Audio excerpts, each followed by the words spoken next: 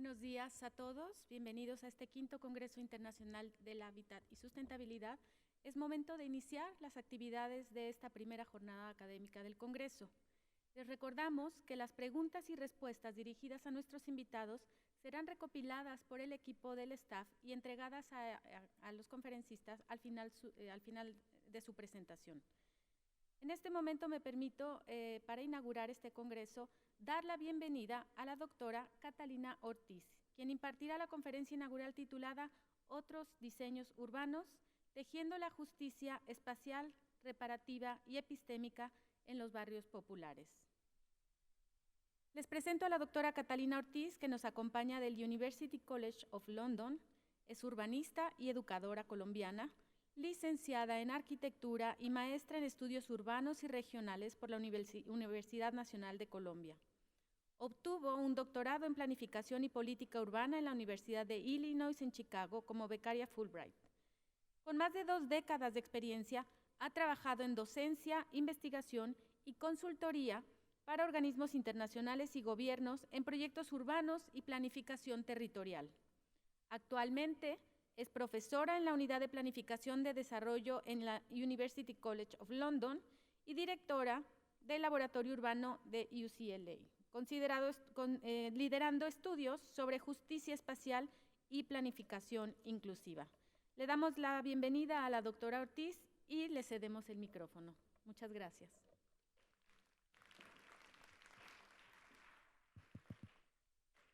Buenos días, muchas gracias por estar aquí, muchas gracias a las organizadoras por invitarme, a Mónica, por el excelente cuidado que han tenido con todos nosotros, que hemos estado chaperoneados desde que llegamos, y eso implica que se demuestren acciones el cuidado que tienen por por su entorno, por sus colegas y extendido a sus guests como yo.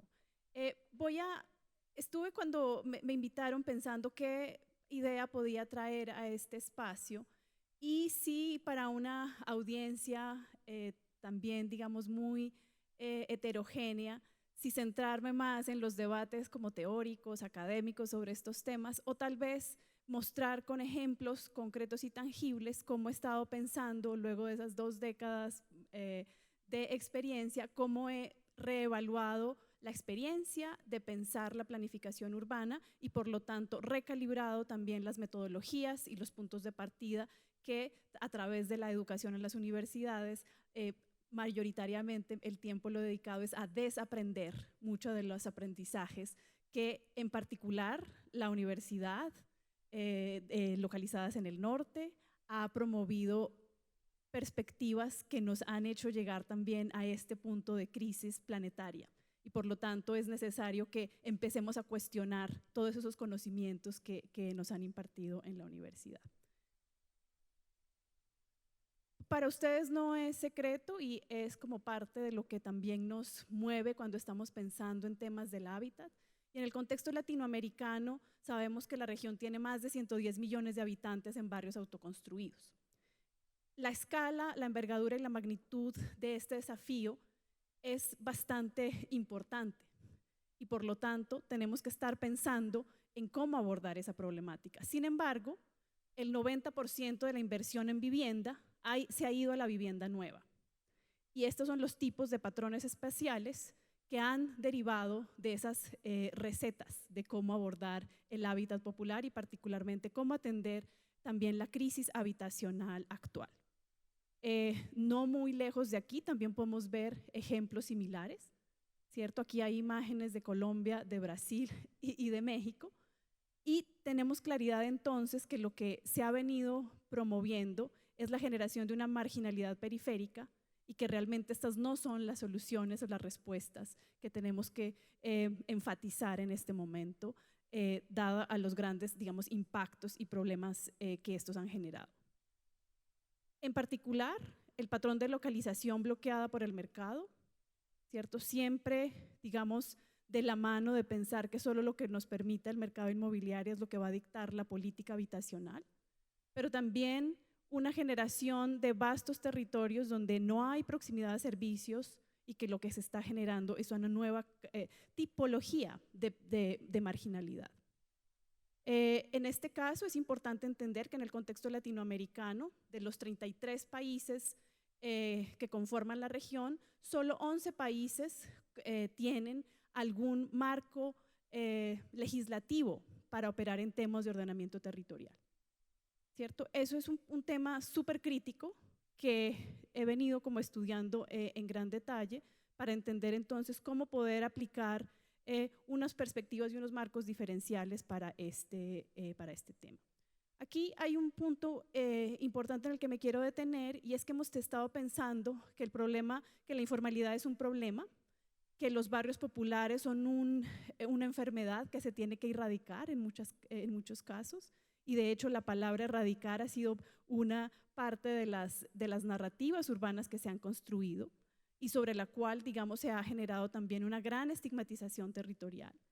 Y yo lo que planteo, y hemos venido trabajando con muchos colegas, es que tenemos que pensar la informalidad como el lugar para repensar el diseño urbano y tratar de aprender de las prácticas espaciales, de las prácticas narrativas, de cómo el modo predominante de la urbanización en el planeta ha abordado las necesidades de generar un hábitat como el que encontramos en muchos lugares. Y en ese contexto, parte, digamos, de los intereses de los practitioners, de los planeadores, ha sido en gran medida centrarse en las buenas prácticas, ¿cierto? Con una fe muchas veces ciega de que lo que se hace en un lugar puede extrapolarse. Y hay un constante interés en muchos de los organismos multilaterales de que cada cosa que hagamos tenga replicabilidad. Y esa pregunta, si bien es entendible precisamente para poder entender el costo-beneficio de muchas inversiones, de muchas propuestas, también genera muchas interrogantes, ¿cierto? ¿Qué es lo que se considera una buena práctica? ¿Por qué nos tenemos que centrar en ellas? Pero ¿qué es lo que no sabemos y qué es lo que no nos dicen sobre esas buenas prácticas? ¿Cuáles son las historias detrás? ¿Cuáles son las estrategias de contextualización? ¿Y cuáles son en realidad los procesos políticos que hacen emerger o no este tipo de prácticas? En gran medida, mucha de mi investigación se ha centrado en la ciudad de Medellín, que se ha vuelto uno de los estandartes y modelos y como identificada como una de las buenas prácticas alrededor del urbanismo social. Muchos viajes diplomáticos de expertos urbanos, de alcaldes, han ido a Medellín tratando de entender cómo en un contexto de gobernabilidad bastante compleja se pudo abordar de manera simultánea procesos de violencia urbana y de abordaje de la informalidad a través de la generación de infraestructura de la movilidad, usando como de manera muy innovadora el tema de los metrocables para extender el transporte colectivo, pero además la generación y la dotación de infraestructura pública, educativa y recreativa en los lugares más marginados de la ciudad. Y si bien esto es un aspecto fundamental y crucial cuando estamos hablando de la justicia espacial, ¿cierto? Poder tener acceso a oportunidades y a infraestructuras, digamos, físicas duras, no es suficiente. Es un paso necesario, pero no es suficiente para poder abordar la real magnitud de los desafíos que tenemos. Pero en estas historias de las buenas prácticas, generalmente, digamos, vende muy bien pensar en buenas prácticas cuando hay personajes como los alcaldes carismáticos que se plantean como los salvadores y los héroes de la historia de transformación urbana. Mi pregunta es entonces necesario tener estos personajes? ¿Qué hace falta para realmente jalonar la transformación urbana? ¿Cierto? Pero también, ¿quiénes son? Y aquí en gran medida la academia ha sido muy cómplice de generar y de definir cuáles son los conocimientos, cuáles son las narrativas que circulan y quiénes son los gatekeepers y las personas autorizadas para movilizar estas políticas urbanas. ¿Cierto? Si vemos quiénes están en las imágenes, seguramente pertenecen a tienen cierto género, etnicidad y correspondencia con un sector, digamos, de una élite más tecnocrática. Son estos los que han hecho y a los que nos debemos simplemente replegar como los expertos urbanos. ¿cierto? ¿Cuáles son también las partes nocivas o que no vemos o que no discutimos cuando solo dejamos en manos de decidir qué es el futuro urbano a cierto grupo de personas de la sociedad? Y por lo tanto, lo que yo planteo es que tenemos que cambiar la perspectiva del diseño urbano, porque ese diseño urbano tradicional y del status quo ha sido un cómplice importante en generar patrones de privilegio espacial, pero también de difundir estrategias de marginalidad urbana como las que vimos con estas propuestas de vivienda masiva. Lo que planteo es que tenemos que pensar, cambiar la perspectiva de pensar el diseño urbano como una disciplina autónoma que está orientada al mercado, que es una práctica basada en soluciones y que entonces solo estamos buscando soluciones que son unidimensionales y que generalmente son soluciones que entienden un problema de manera muy restrictiva, pero no generalmente holística, y que promueve un conocimiento autorizado o que generalmente se queda simplemente en pensar que el conocimiento experto es el único conocimiento que hace ciudad. Y lo que planteo es que hay que cambiar la perspectiva a entender un diseño urbano que sea un campo transdisciplinar de investigación, que esté basado en una acción socioespacial y que sea una práctica espacial comprometida con fundamentos políticos. Sabemos que generalmente, digamos, las élites académicas siempre dicen que son técnicas y que no son políticas, pero eso en realidad sabemos que es una farsa. Hacer ciudad y construir futuros más justos es un proyecto político colectivo, que no necesariamente de partidos.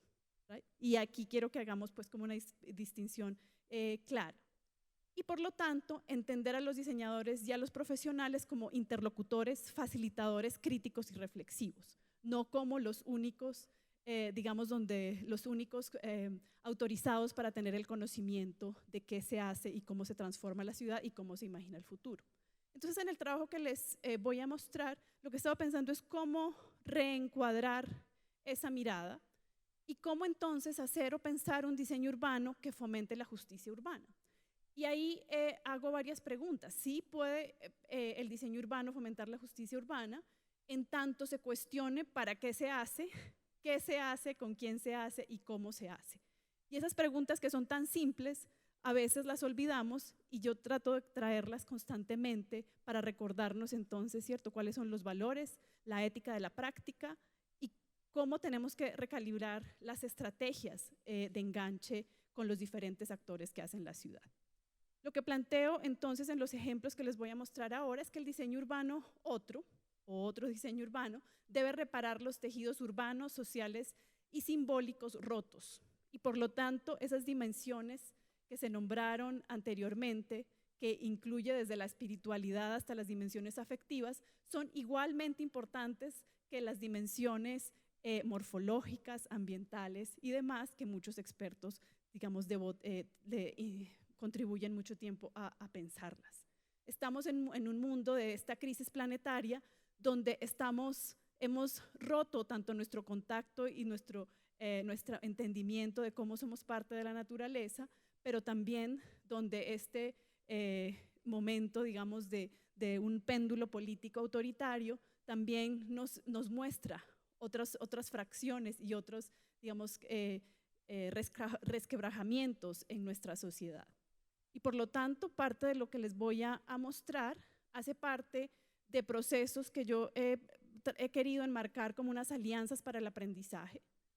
Estas alianzas para el aprendizaje plantean que todos los actores urbanos son un componente más de ese ecosistema de actores que forman y que hacen la ciudad, y por lo tanto que debemos empezar a pensar de manera más horizontal lo que en muchos grupos y procesos sociales denominan el diálogo de saberes, y que la escuela latinoamericana ha planteado unos avances muy importantes para entender qué es ese diálogo de saberes y los procesos de co-creación, que en este momento, digamos, están muy de moda, pero que tenemos que también poner mucha atención en cómo también nos dejamos seducir por términos que se vuelven en fashion y después no entendemos realmente eso qué quiere decir, ¿cierto? Entonces, esto es parte de lo que he estado planteando, y tal vez lo que propongo es que qué tal si miramos otros procesos que hacen la ciudad. y aprendemos de esas prácticas socioespaciales, como los procesos del convite, que es la denominación que se hace en la ciudad de Medellín, donde es a través de esas cocinas comunitarias, de traer a la gente a hacer los proyectos de la infraestructura colectiva, los espacios sociales que han hecho por muchas décadas que la gente misma haya construido sus barrios con las manos. Lo que llamo es a ver entonces, a entender cómo esas prácticas y cómo tal vez repensar el futuro implica irnos también al pasado y entender y aprender de la historia de esas prácticas de las cocinas comunitarias, por ejemplo, que en el contexto de la pandemia fueron la estrategia más importante social para poder abordar la crisis de salud pública. Entonces, no es una coincidencia, pero nos llama a pensar entonces dónde está el centro de dónde está la vida colectiva. Y también invito a pensar en qué pasaría si empezamos a entender la ciudad y ver el rol de las mujeres en la construcción misma de los barrios. Estas son las imágenes de un proyecto de archivo también en el barrio de Moravia, en la ciudad de Medellín, donde pudimos encontrar y documentar cuáles son esos lugares y sobre todo cuál es el rol de la mujer en la defensa y la construcción del territorio. ¿Cierto? ¿Qué historias podríamos contar si empezamos a contar la ciudad a través de los ojos, de las manos y de las experiencias de estas mujeres? Y también, ¿qué pasaría si empezamos a ver otros tipos de representación? A cuestionar incluso nuestros mismos paradigmas estéticos de cómo se entiende el proceso y la transformación urbana. Este es el ejemplo del mapa del barrio de Moravia, hecho por las costureras o uno de los grupos de costureras, donde nos muestran una visión muy diferente a un mapa de usos del suelo. Y que si empezamos a leer y a cambiar la mirada, tal vez este mapa nos da otras referencias muy interesantes que se pueden cruzar, conectar y cuestionar muchas de las prácticas de la planificación que tienen a veces una mirada que no entiende precisamente cómo se ha hilado la vida de barrio. Voy a contarles de manera muy sucinta algunos de los ejemplos de cómo en la práctica, en parte de estos proyectos, he tratado de plantear y poner y llevar como a cabo conexiones o establecer bridges, ya estoy en el Spanglish ahora, entre la justicia espacial, epistémica y restaurativa. El proyecto del convite precisamente parte de aprender de esas cocinas comunitarias, de cómo entonces los saberes urbanos se reflejan y reverberan en las historias que contamos, y que son esas historias donde podemos encontrar también una herramienta de justicia epistémica, en tanto reconocemos la multiplicidad de saberes que existen y subyacen en todos los actores que transforman la ciudad. En este proceso, en este proyecto, digamos, tratamos de conectar 4 dimensiones, de entender cómo sucede la juntanza, y esta noción de la juntanza es muy bella, porque tenemos que volver a aprender cómo volver a estar juntos. Y esas, digamos, tecnologías humanas de conectarnos, como lo hacen las cocinas comunitarias en la calle, es una de las estrategias y de las tecnologías de juntanza. ¿Cómo entonces aprendiendo de la cocina como un espacio de aprendizaje colectivo y social, nos hace como redimensionar y valorar otros aspectos que tradicionalmente, digamos, en la escuela de urbanismo no los enseñamos? Pero cómo cocinar en sí mismo se vuelve una estrategia de experimentación y cómo esto lo conectamos a la acción colectiva, que parte, digamos, interesante y por qué me volví un poco obsesiva con el storytelling y las narrativas urbanas, es precisamente el poder que tiene para llamar a la acción colectiva. En este proyecto del convite, lo que hicimos fue hacer una red de cuenteros urbanos y generar una alianza del aprendizaje con múltiples organizaciones como las que ustedes ven ahí en los logos, desde tener al director regional de Buen Hábitat, Elkin, hasta tener líderes comunitarios de barrios en diferentes grados de consolidación de la ciudad, o personas que trabajan en medios comunitarios, como las radios comunitarias, académicos, personas del Estado local que trabajan en temas de mejoramiento integral, para decir todos somos cuenteros urbanos. Y cuando entramos a ese espacio de todos somos cuenteros urbanos, hay un cambio de dinámica, al menos por un momento se suspende un poco esa asimetría del poder, ¿cierto? En otros espacios muchos de estos personajes han estado en disputa, porque la transformación urbana siempre está mediada por disputas, y estar ahí trayendo, digamos, una nueva dinámica nos permitió entonces tener y generar el input para poder pensar de manera crítica cómo esa historia, qué no se ha dicho de esa historia de Medellín, cuáles son esos otros elementos que a los participantes les hubiera gustado que se divulguen de la misma manera que ciertas narrativas de la transformación urbana ha hecho. Generamos una plataforma transmedia, pero de manera interesante. Si bien pensábamos que la transmedia, como que el output era lo más importante de ese proceso, encontramos que generar herramientas pedagógicas de pensar y de ponerle mucha seriedad a esas formas de juntanza, de cuáles son las estrategias de cocreación, mucho más del label de cocreación. Generamos este toolkit de cómo contar historias para el aprendizaje urbano y cómo cuestionar también las recetas urbanas, ¿cierto? De manera un poco usando el juego, pero también en ese proceso más pedagógico de entender cuáles son los ingredientes del mejoramiento integral del barrio, entender la multidimensionalidad que se requiere a la hora de pensar el mejoramiento integral, y que muchas veces solo recalcamos uno, dos o tres de estas dimensiones, pero que realmente para que una estrategia sea holística en el abordaje del mejoramiento de las condiciones de vida y de la dignificación del hábitat para las personas más vulnerables de la sociedad, tiene que considerar todas estas dimensiones. En ese proceso entonces generamos como 4 estrategias, una de cómo nos conectamos, cómo generamos esa juntanza, y para ello cocinamos juntos como parte de la estrategia, caminamos la ciudad, y nos mapeamos y nos pensamos todos como cuenteros urbanos. Pensamos desde lo visual, ¿cierto? Estamos tal vez en unas circunstancias donde se valora mucho las narrativas y la parte discursiva, pero quisimos ver también la parte visual de las narrativas, y para eso entonces generamos unos pictogramas urbanos para poder cuestionar cómo esas buzzwords que todo el mundo usa son interpretados y entendidos por los diferentes actores urbanos, porque a veces más que juntar generan división, ¿cierto? Y es el lenguaje tecnocrático en muchas ocasiones es una forma de violencia epistémica, cuando no traemos digamos, a la gente a poder expresar y entender las diferentes interpretaciones de esas como categorías claves que utilizamos. También pensamos en cómo juntarnos y generar historias colectivas. Por ejemplo, en la foto ven a la antigua ministra de la ciudad del Brasil, hoy directora de la Caixa, que estuvo acompañándonos en el proceso para poder también entender y utilizar estrategias como de la generación de personajes y cómo podemos incluso definir metodologías para contar y generar narrativas urbanas que nos inviten a soñar un futuro más justo.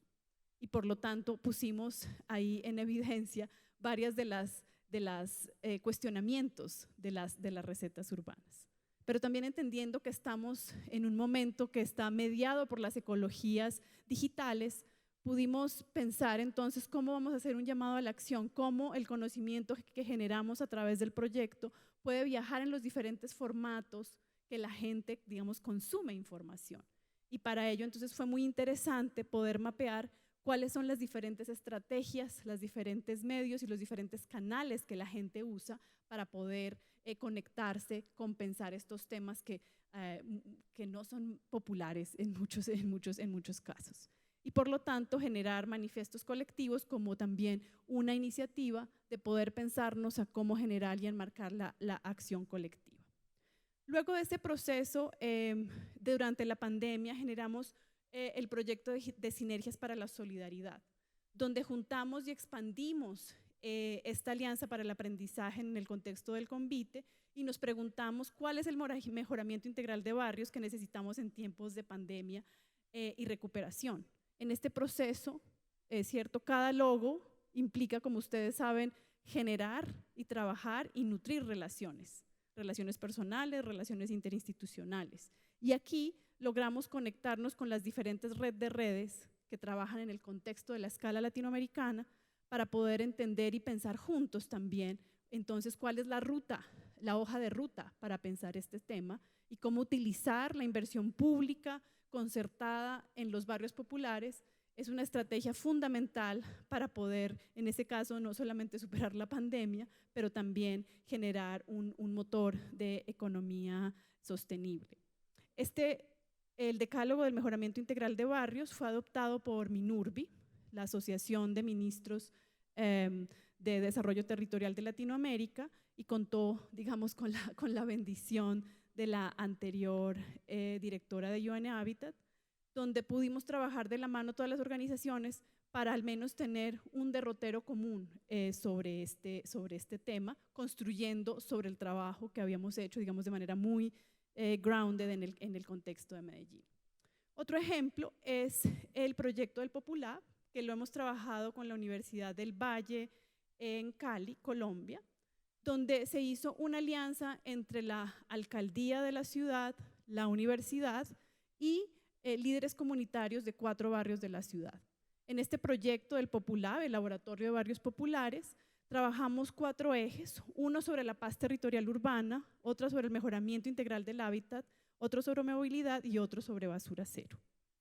En este caso, en el contexto del Populab, se generaron y aún están activos procesos pedagógicos, ¿cierto? Esto es una cátedra que se imparte de manera con 3 facultades y que está abierta para los estudiantes. También hay un taller vertical de diseño en torno a este tema y también hay un contacto constante con la administración pública. En este espacio, entonces, tratamos de pensar de manera diferente cómo traer también otra dimensión de la inequidad urbana que se expresa en estos procesos de mejoramiento integral, y es que a la hora de hacer cualquier engagement con la sociedad, se invisibiliza las diferencias sociales e identitarias internas. Entonces trajimos una perspectiva interseccional para poder entender cuáles son también los otros procesos de opresión que se viven incluso dentro de los mismos grupos que viven en estos lugares y cómo a partir de ahí entonces generamos metodologías para cambiar cómo pensamos el diseño de espacios públicos en estos territorios. En este proceso fue muy importante contar con metodologías como el video participativo o como los recorridos territoriales y el mapeo interseccional, porque nos ayudó a develar otros contenidos de la apropiación y de las disputas en estos barrios que no nos hubiera permitido otras metodologías. Parte de este proceso entonces también, digamos, germinó en poder implementar la política pública del mejoramiento integral del hábitat en el caso de Medellín, de Cali, perdón, y sí pasa, perdón. También pensar entonces cómo utilizar esas herramientas para informar el diseño directo de los espacios públicos en estos lugares y de manera importante poder trabajar con la administración pública de la mano y poder lograr la legalización al menos de los 4 barrios en los que hemos estado trabajando. Contrario a la ciudad de Medellín, en la ciudad de Cali no hay una tradición fuerte en términos de ordenamiento territorial y particularmente en la implementación o el reconocimiento del mejoramiento, y por lo tanto eso hace que este avance en este proceso pues sea significativo. Y como parte de ese proceso también, digamos, pusimos mucho ahínco en pensar una serie de herramientas como los policy briefs para poder tener una traducción de todos los procesos de investigación y hacer un puente en cómo estos pueden ayudar la acción local, particularmente de las autoridades municipales. En el proyecto de Archivo Vivo, partimos de una noción básica, y es preguntarnos qué pasa si entendemos los barrios populares como el patrimonio vivo de la ciudad. ¿Cómo nos recalibra la mirada si partimos de esa visión? Y en vez de siempre estar pensando estos lugares como los lugares de carencia, de sufrimiento, de problema, los pensamos precisamente como los lugares del valor de la vida social y donde se reflejan los procesos sociales del país. En esa medida identificamos 4 dimensiones fundamentales que son la del cuidado, la de la memoria, el reciclaje y las conexiones comunitarias. Parte de ese proceso también nos interpeló en términos de cuáles son las estrategias para conectarnos con los diferentes sectores del barrio que generalmente no son los que atenderían a los procesos participativos o los talleres o los espacios que han sido muy cooptados por las autoridades públicas, y por lo tanto tratamos de utilizar y aprender de los mismos dispositivos móviles, de cómo se venden las frutas, de cómo se hace el perifoneo para poder comunicar las actividades del barrio, y utilizando los conocimientos de las dimensiones, de los materiales, de cómo se mueven estos espacios, como microarquitecturas modulares, utilizamos la generación de este artefacto para poder difundir parte de los hallazgos y del proceso de lo que denominamos como el Atlas de Patrimonio Urbano de Moravia, pero también como dispositivos que pueden ser multifuncionales y que pueden servir para generar acciones o activaciones de espacios de acuerdo a las necesidades de nuestros socios institucionales y de líderes comunitarios. El tema que, digamos, llegó para quedarse luego de la pandemia es poner el acento en los sistemas de cuidado. Y si hay algún silver lining de la pandemia es ese.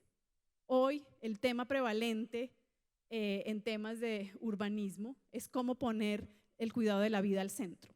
¿Y eso cómo se traduce?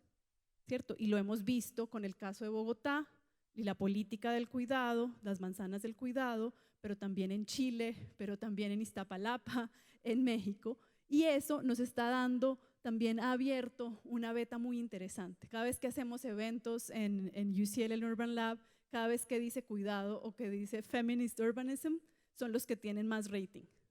O sea que algo está cambiando. En ese proceso también nos empezamos a pensar cómo entendemos el cuidado y cuál es la expresión territorial del cuidado, cuáles son los sistemas territoriales que sustentan las actividades de cuidado.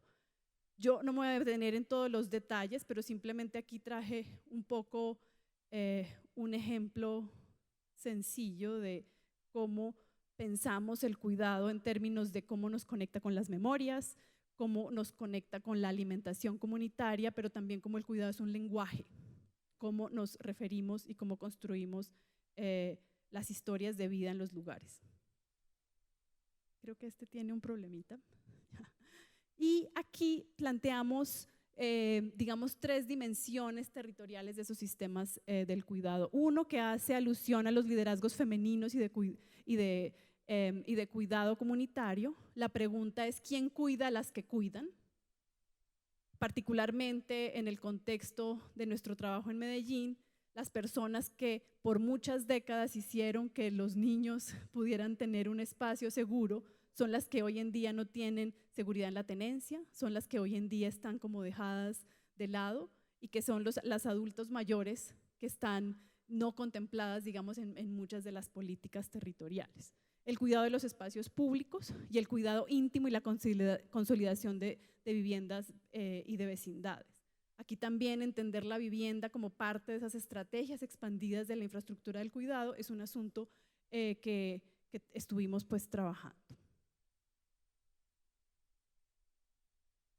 El otro punto importante y digamos que se relaciona más con la dimensión ambiental es el paisaje del reciclaje.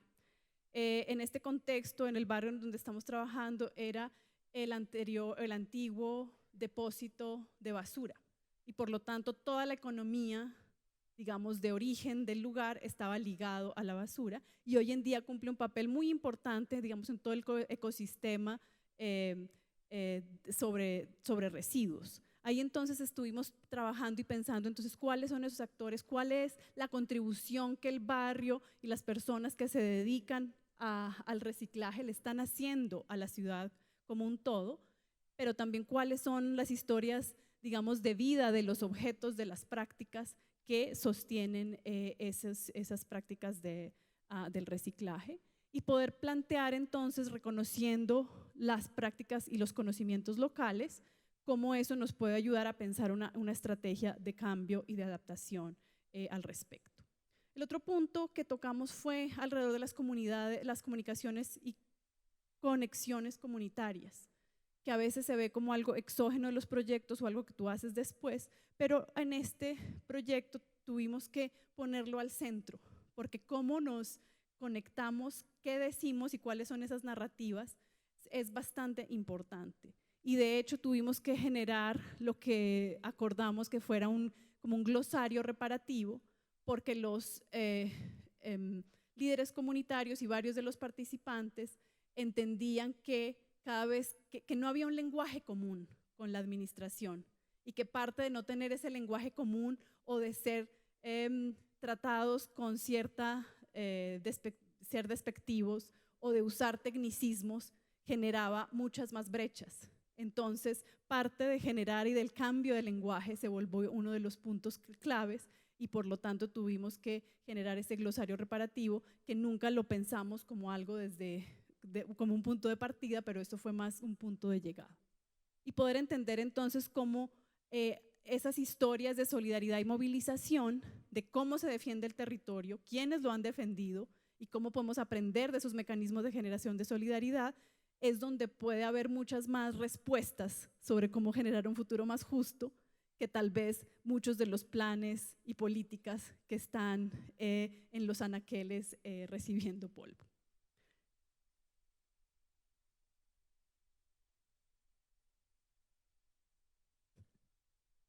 Y para, digamos, terminar parte de este proyecto de las dimensiones del proyecto del patrimonio vivo, es poder abordar los aspectos sobre memoria y migraciones, ¿cierto? Estos aspectos de cómo conectamos las memorias territoriales de las poblaciones que vienen a asentarse es un asunto que alude también a toda la dimensión simbólica que no podemos perder de vista cuando estamos hablando de los barrios populares y cómo pensar su transformación.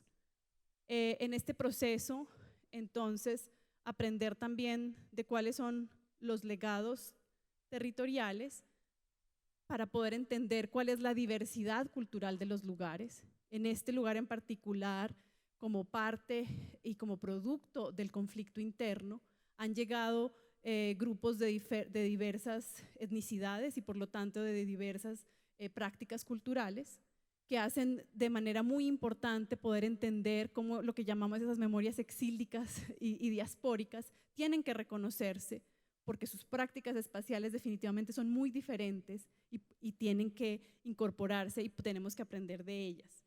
Entonces, parte de lo que hicimos en este proceso fue entender cuáles son esos espacios colectivos que tienen un potencial reparador y poder entender cuáles son los espacios de sociabilidad urbana donde los diferentes grupos culturales se han apropiado y cómo entender ahí como los espacios más críticos y sensibles para cualquier intervención urbana.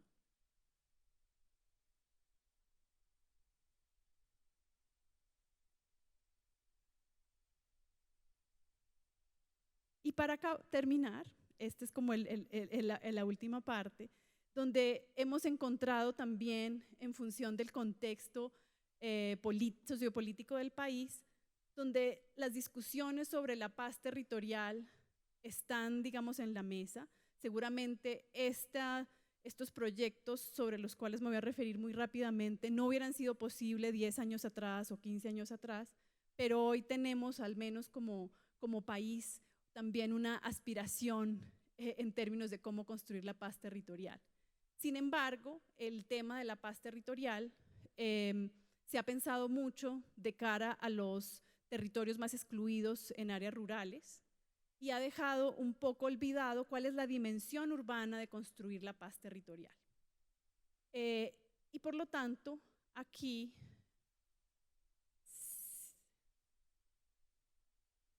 ya no sé a dónde apuntar.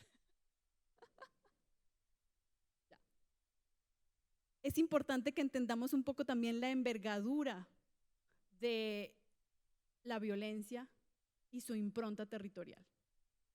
¿cierto? En Colombia, de los casi 50 millones de habitantes, 9 o 1 de cada 5 colombianos ha sufrido la violencia, ¿cierto? 9 millones. Solo después del proceso de paz, casi 1 millón de nuevas olas de desplazamiento. Pero cuando vemos los registros oficiales sobre víctimas, encontramos que solo 1 de cada 10 víctimas están inscritas en el registro de víctimas, lo que implica que hay un proceso de registro muy por debajo de la realidad y que solo 3 de cada 10 víctimas de ese registro han sido sujetos de reparación. Entonces piensen por un momento cuál es la dimensión territorial de ese desafío que tenemos como nación, pero que también lugares como México no están exentos de entender cuáles son estas dinámicas de desplazamiento forzado, de los otros tipos de desplazamiento, y cuáles son los lugares que atienden y acogen a esta población, ¿cierto? Y parte del ejercicio que hicimos, tanto en el caso de Cali como en el caso de Medellín, es poder entender de dónde provienen las víctimas que llegan a Cali o a Medellín, pero también dónde se asientan y según el lugar, cuál es ese correlato identitario. En el caso de Cali, tiene la ciudad la mayor cantidad de población afro de Colombia, lo que hace que las dinámicas también generen unos patrones de segregación racial bastante importantes y bastante marcados.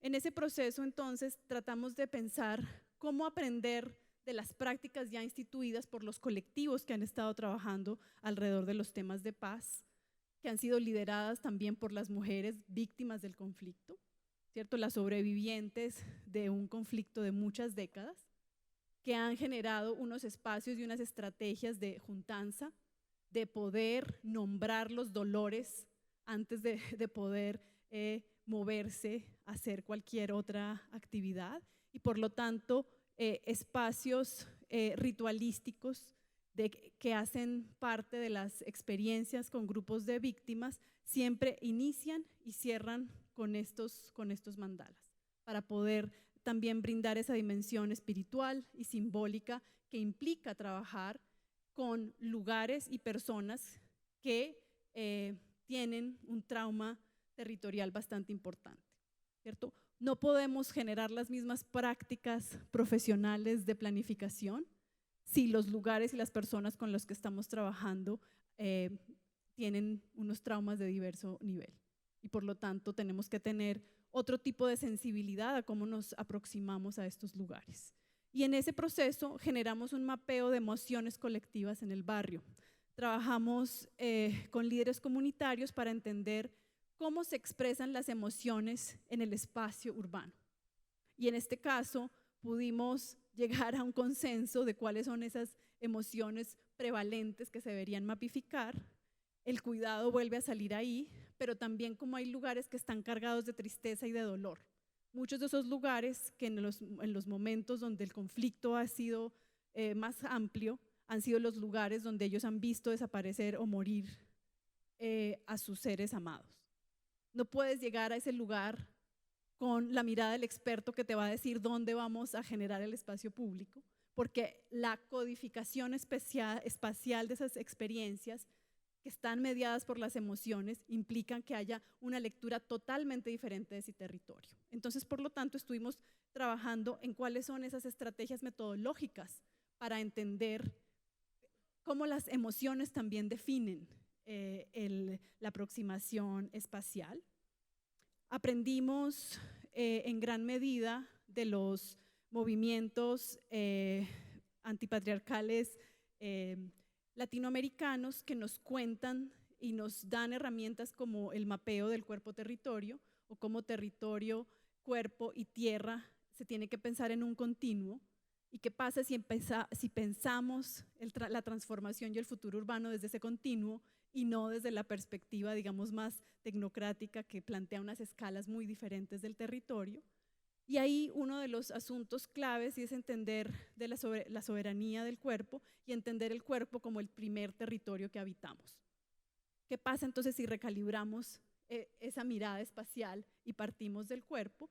Y por lo tanto, ahí hicimos unas estrategias muy interesantes, pero también nos abrió una perspectiva de todo lo que no sabíamos y tuvimos que conectar con colegas, incluso indígenas maya, para que nos ayuden a pensar los procesos de sanación de las personas que participan en estos escenarios. Y parte integral, digamos, de este ejercicio fue como también dejar un poco una huella visual en el territorio de cómo se hace una síntesis gráfica del rol que las mujeres tienen en el sostenimiento de la vida literal en el territorio. Y parte de eso es este mural que construimos con uno de los artistas locales para poder demostrar, ¿cierto? Y darle, digamos, rendirle honores al rol de las mujeres en ese lugar. Cómo entonces a partir de eso generamos también estrategias de convite de saberes o de sancocho de ideas para poder identificar aspectos claves que tengan incidencia en el ordenamiento territorial y cómo todo esto, digamos, puede encontrar un asidero en las herramientas del ordenamiento territorial, digamos, más clásico. Y para ello abordamos, digamos, parte de lo que los movimientos sociales que han estado trabajando en este tema han hecho en términos de mapear los espacios de la memoria. Estos espacios de la memoria consisten en los lugares más importantes, autoconstruidos en la mayoría de los casos, donde en muchos casos víctimas del conflicto han generado los espacios colectivos como de las bibliotecas, de las escuelas, de los lugares donde van los niños para cuidarlos, y se han vuelto también los espacios de refugio, los espacios seguros, los lugares para generar procesos de planeación autónoma, participativa y comunitaria que muchas veces desconocemos, pero que ya hay unos ejercicios de planificación incluso ahí también muy desarrollados. Y a partir de esa identificación, entonces poder entender y mediar con las autoridades municipales cómo poder entonces pensar cuál es el ordenamiento territorial para la paz y cuál es la dimensión urbana de ese ordenamiento territorial para la paz. Y al respecto generamos algunos documentos de política, pero de manera importante identificamos 4 dimensiones que tenemos que poner y que tenemos que estar como en disposición de abordarlas, y es poder entender cuáles son los lugares y repertorios de la memoria comunitaria y de la cultura popular, la vivienda y hábitats dignos y las infraestructuras de paz, ¿cierto? ¿Qué significa nuestra comprensión de las infraestructuras si las vemos mediadas por la identificación de la construcción de paz, ¿cierto? ¿Cómo cambia esa la lectura territorial? ¿Cómo cambian las prioridades del gasto público? Entendiendo también que hay una necesidad y como un interés muy importante de las poblaciones por permanecer en el territorio, ¿cierto? Cuando ha sido despojado sistemáticamente y vulnerado, hay una necesidad de permanencia y de echar raíces, y en esa medida pensar diferente la gestión del riesgo y la justicia climática, porque en muchos casos se usa la gestión del riesgo para seguir, digamos, despojando y generando nuevos procesos de despojo. Y ahí, digamos, hay un trabajo bastante importante que yo creo que todavía nos queda por hacer, así como entender la participación autónoma de la sociedad civil en sus propios espacios y no solamente en los que son generados o mediados por la institucionalidad, para poder centrar el rol de las víctimas y de la comunidad donde ellas se insertan. Y como parte de ese proceso, hicimos también un toolkit pedagógico para poder explicar cómo nuestros diferentes socios de diferentes procesos sociales de la ciudad han estado trabajando unas rutas de reparación territorial y cómo empezamos a pensar el ordenamiento territorial como un mecanismo de reparación territorial. Y si es una reparación de los múltiples daños generados desde la violencia lenta que llaman de ambiental hasta la violencia, digamos, física, como la violencia, digamos, más estructural que genera pues, los procesos de empobrecimiento. Para terminar entonces, simplemente como reiterar parte de los mensajes claves de mi presentación.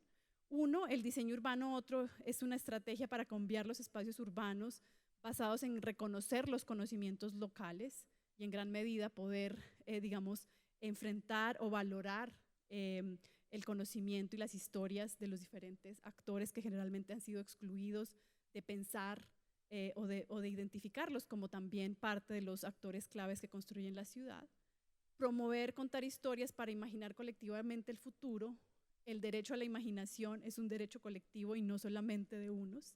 Y aquí yo creo que hay una crisis de imaginación y por eso estamos donde estamos. Y yo creo que el poder de las historias nos ayudan a imaginar un futuro diferente. Un diseño urbano, otro, debe reparar esos tejidos urbanos, sociales, simbólicos y físicos que han sido rotos mediante la coproducción negociada del espacio con todos los actores urbanos. Y aquí no estoy hablando de participación, sino de negociación, que puede sonar parecido, pero no es igual. Y yo creo que ahí debemos como discutir un poco más. Y por lo tanto, esa conexión entre justicia espacial, epistémica y reparativa es algo que yo creo que todavía tenemos que seguir operacionalizando para poder entender cuáles son esas diferentes implicaciones. La justicia espacial, cuando se focaliza la inversión pública en las áreas más vulnerables del territorio, usando una versión recalibrada del mejoramiento integral barrial. La justicia epistémica, en tanto, se usa alianzas para el aprendizaje y la cocreación como una estrategia de distribución del poder y valora las historias como un puente de conocimientos urbanos. Y finalmente, la justicia reparativa, cuando se identifican las expresiones territoriales de los daños generados por las múltiples violencias, cuando se centra temas como el cuidado, la economía solidaria circular, la memoria y la conexión comunitaria. Y con esto termino. Gracias.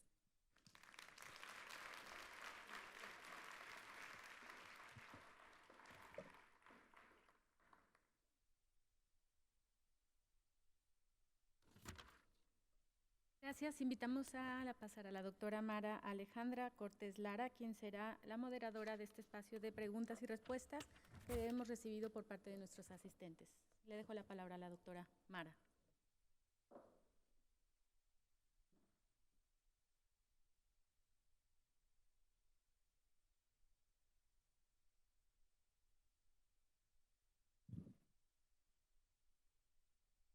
Agradecemos a la doctora Catalina Ortiz por tu conferencia muy inspiradora, con muchos temas para reflexionar y sobre todo aquí que tenemos estudiantes de diseño urbano, de arquitectura, creo muy pertinentes.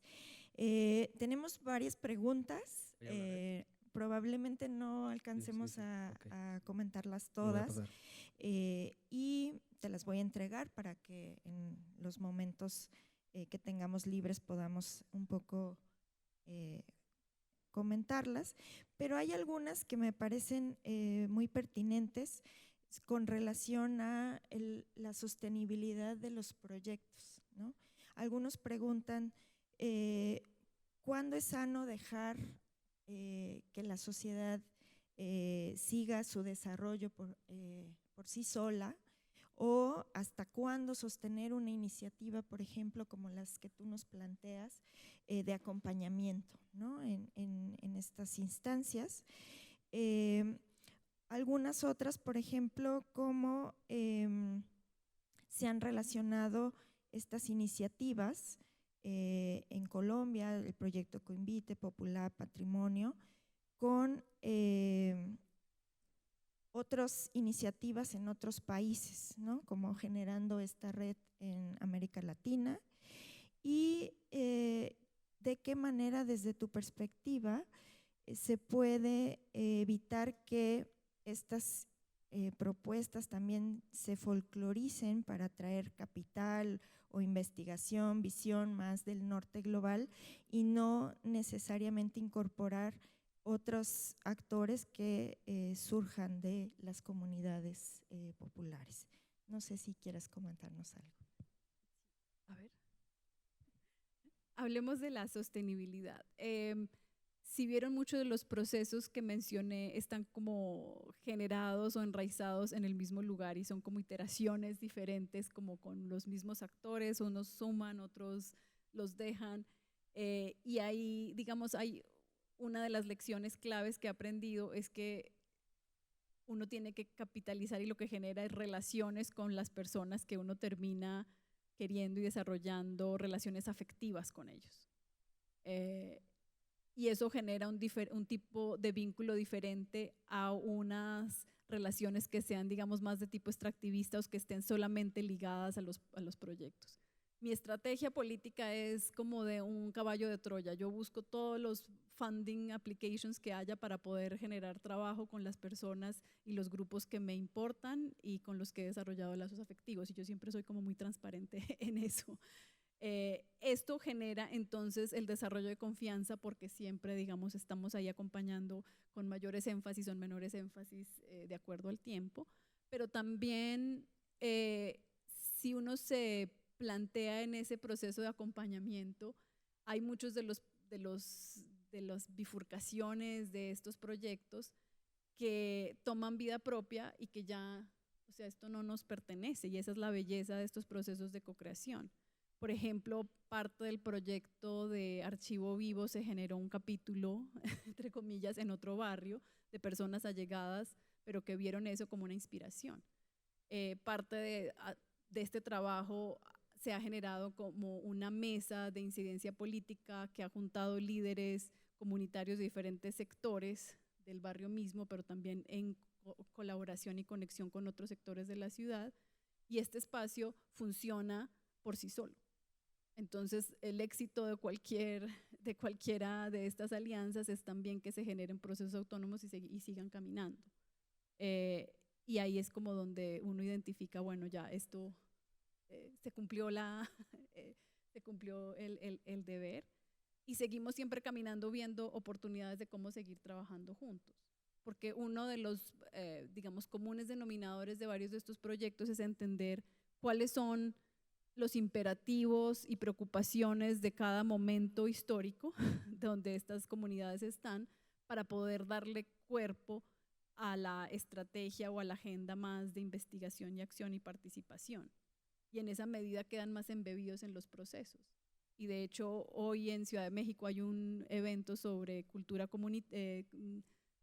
viva y parte de nuestros colegas de Medellín están ahí, ¿cierto? Y en relación tal vez a estas conexiones latinoamericanas, parte del proyecto Archivo Vivo se ha hecho en colaboración con varios colegas de México y parte del Populab se ha hecho también alianzas con colegas de universidades en el Brasil, ¿cierto? Entonces siempre como que estamos tratando de juntarnos con las personas que están interesados en aprender de estos procesos y en seguir involucrados en estos temas. Pues por cuestiones de tiempo vamos a terminar un poquito la discusión, pero sé que todas tus propuestas, todo lo que nos presentaste el día de hoy nos va a dar para estos días platicar contigo y continuar esta discusión en otros ámbitos. A nombre del Departamento del Hábitat y Diseño Urbano y del ITESO, te agradecemos por tu conferencia. Muchas gracias por estar con nosotros y pues muchas gracias a todos por sus preguntas, también se las hago llegar y damos por terminada esta sesión.